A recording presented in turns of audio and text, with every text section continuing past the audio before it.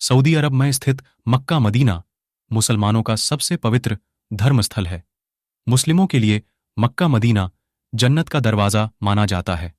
हर मुस्लिम अपने जीवन में कम से कम एक बार वहां जाने की ख्वाहिश रखता है।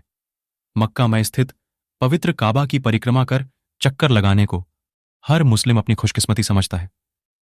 यही वह स्थान है जहां हज यात्रा समाप्त होती है। इसलिए दुनिया के कोने कोन से मुस्लिम इस स्थान पर आते हैं। इस्लाम का जन्म सऊदी अरब में हुआ था, इसलिए मक्का मदीना इस देश की धरोहर है। मक्का मदीना पहुंचने के लिए मुख्य शहर जेद्दाह है। यह शहर बंदरगाह भी है। जेद्दाह से मक्का जाने वाले मार्ग पर यह निर्देश लिखे होते हैं कि यहां मुसलमानों के अतिरिक्त किसी भी और धर्म का व्यक्ति प्रवेश नहीं कर सकता। अधिकांश सूचनाएं अरबी भाषाओं में लिखी होती हैं। कुछ सालों पहले इन सूचनाओं में लिखा होता था कि मक्का में काफिरों का प्रवेश वर्जित है, लेकिन अब यहां पर काफिर शब्द हटाकर नॉन मुस्लिम कर दिया है। मुस्लिमों में काफिर शब्द का वास्तविक अर्थ होता है इनकार करना या फिर छिपाना। यह शब्द उसके लिए इस्तेमाल किया जाता था जो ईश्वर या अल्लाह के अस्तित्व को स्वीकार ना करता हो, यानी जो नास्तिक हो। यानी नास्तिकों को मक्का में प्रवेश नहीं था, लेकिन समय के साथ इसे नास्तिक से नॉन मुस्लिम कर दिया गया और कहा गया कि जो व्यक्ति सिर्फ अल्लाह को मानता हो वो ही यहां प्रवेश कर सकता है।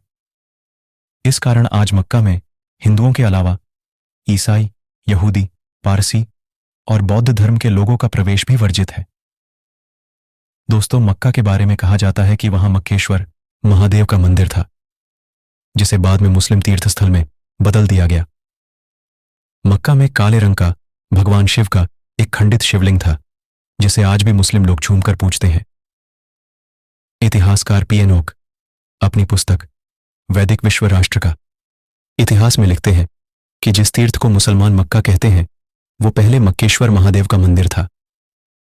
वहां पर काले रंग का एक विशाल शिवलिंग खंडित अवस्था में आज भी मौजूद है।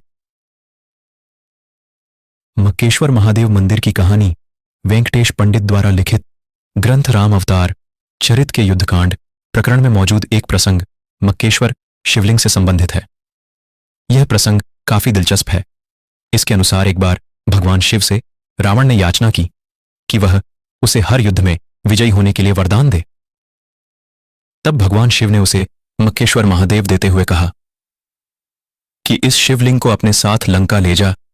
यह शिवलिंग हमेशा तेरी रक्षा करेगा, लेकिन जाते समय इस बात का ध्यान रखना कि रास्ते में इस शिवलिंग को कहीं भी धरती पर मत रखना। भगवान शिव की बात सुनने के बाद रावण शिवलिंग को उठाकर वहां से निकल पड़ा, लेकिन रास्ते में किन्हीं कारणों के कारण रावण शिवलिंग को धरती पर रख देता है, और जब वह दोबारा शिवलिंग को उठाने का प्रयास करता है तो वह उसे उठाने में असमर्थ होता है।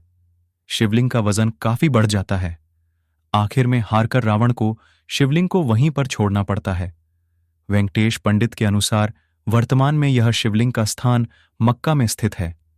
इस्लाम के उदय से पूर्व भी इस शिवलिंग को इजरायली और अन्य यहूदियों द्वारा पूजे जाने के प्रमाण भी मिले हैं। भविष्य पुराण में भी इस शिवलिंग का जिक्र मक्केश्वर महादेव के रूप में किया गया है। भारतीय संस्कृति में भगवान शिव के साथ पवित्र गंगा नदी का भी जिक्र किया जाता है। काबा के पास भी एक पवित्र झरना है। इस्लाम की स्थापना से पहले भी इस झरने के पानी को पवित्र माना जाता था। इसे इस्लाम में आबे जमजम का पानी कहा जाता है।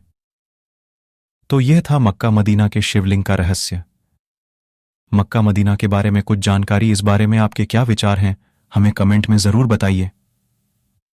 लेकिन जैसा कि हमने आपको पहले भी कहा था, मक्का मदीना में शिवलिंग है या नहीं, इस बात का स्पष्ट प्रमाण नहीं मिला है।